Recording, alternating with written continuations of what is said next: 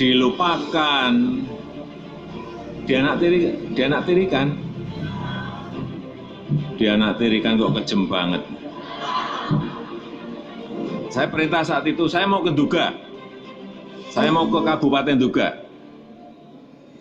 Oleh Kapolri, oleh Panglima saat itu saya tidak diperbolehkan, Bapak jangan ke sana, karena itu daerah berbahaya, daerah rawan, daerah yang paling rawan.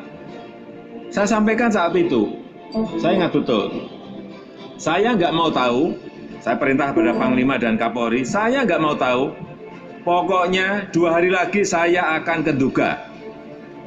Urusan keamanan itu urusanmu.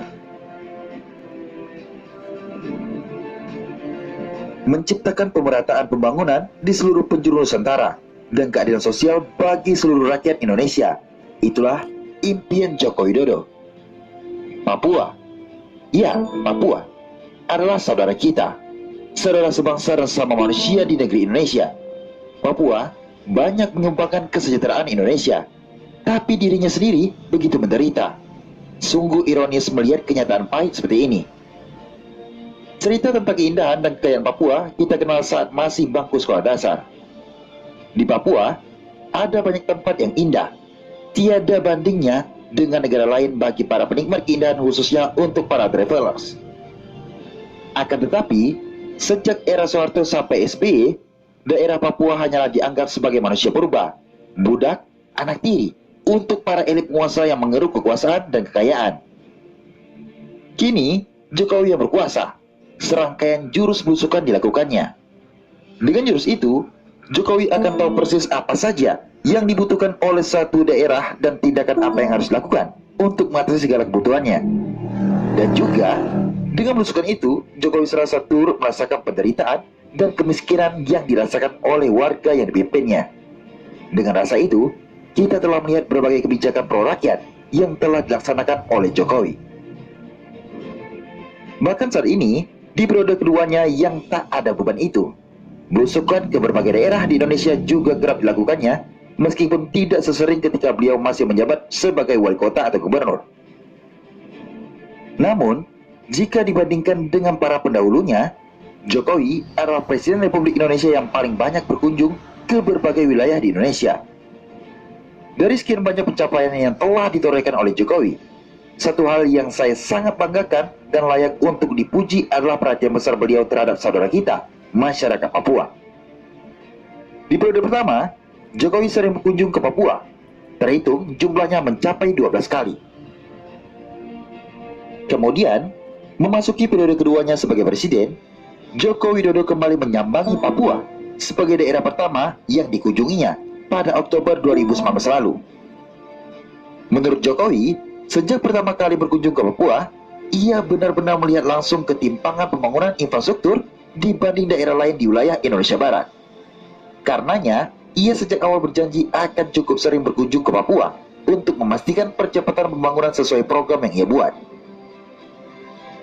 Saya hitung kunjungan saya ini yang ke-13 kali datang ke Papua.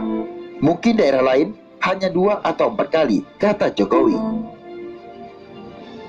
Suatu kali, Jokowi bahkan pernah mengunjungi Kabupaten Duga, sebuah kabupaten yang sangat terisolasi di Papua, yang merupakan daerah zona merah dan tingkat keamanannya benar-benar tidak stabil.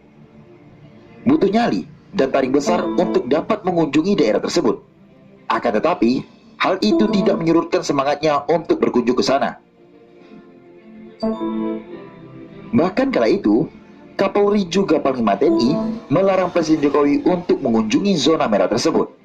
Akan tetapi, Jokowi bukannya mengurungkan niat untuk ke sana, malah nyali dan taringnya bertambah besar dan ingin tahu seperti apa sebenarnya keadaan Duga itu. Kapolri dan Panglima TNI pun menyerah. Jokowi akhirnya datang ke Duga. Dari Jayapura, ia ke Wamena. Dari Wamena, ia harus menggunakan helikopter menuju Duga, sebab belum ada akses darat ke sana. Sesampainya di Duga, Jokowi benar-benar terpukul melihat situasi di sana. Bayangkan, masyarakat dari Duga yang ingin ke Wamena harus berjalan kaki selama 4 hari 4 malam. Dan yang paling membuat Jokowi bersedih adalah bahwa kenyataan di Kabupaten Duga tidak ada 1 meter pun jalan beraspal. Saat itu juga, Jokowi segera menginstruksikan agar jalan dari Wamena ke Duga dikerjakan. Dan tak butuh waktu lama, pekerjaan berat yang harus menembus hutan, bukit, dan pegunungan itu bisa diselesaikan. Kini, waktu tempuh Wamena ke Duga hanya 5-6 jam naik kendaraan. Orang Duga seperti melihat sebuah keajaiban yang selama 70 tahun lebih mereka terus saja menanti. Kalau bukan karena kecintaannya terhadap negeri ini, tidak mungkin beliau melakukannya. Kalau bukan karena cita-citanya untuk menciptakan keadilan sosial bagi seluruh rakyat Indonesia, tidak mungkin beliau berkunjung ke sana. Dan sesungguhnya, beliau pun punya banyak alasan untuk tidak mengunjungi daerah tersebut. Tetapi beliau tidak menggunakan alasan itu. Beliau malah memandang dari sudut yang berbeda, bahwa dengan membuat Kabupaten Duga tidak terisolasi, maka daerah tersebut pasti aman. Sungguh kita dan saudara kita di Papua begitu beruntung memiliki seorang pemimpin yang benar-benar memperhatikan nasib mereka. Pemimpin yang membuat mereka tidak lagi warga kelas 2, warga yang terpinggirkan, masyarakat yang dianaktirikan, yang sudah sejak lama mereka alami. Jikalau bagi kita berkendara di jalan beraspal itu adalah sesuatu yang lazim, bagi saudara kita di Papua, hal itu adalah mimpi. Dan mimpi-mimpi itu kini diwujudkan oleh Jokowi. Dengan menggelontorkan dana triliunan rupiah, Jokowi membangun jalan Trans Papua yang membentang dari Sorong hingga Merauke, sepanjang lebih dari 4.330 km. Ketika sejak lahirnya kita sudah hidup dengan menggunakan tenaga listrik dalam berbagai hal, bagi mereka, hal itu bagaikan cerita dongeng belaka. Namun kini, rumah-rumah mereka sudah diterangi lampu listrik. Mereka dapat merasakan bagaimana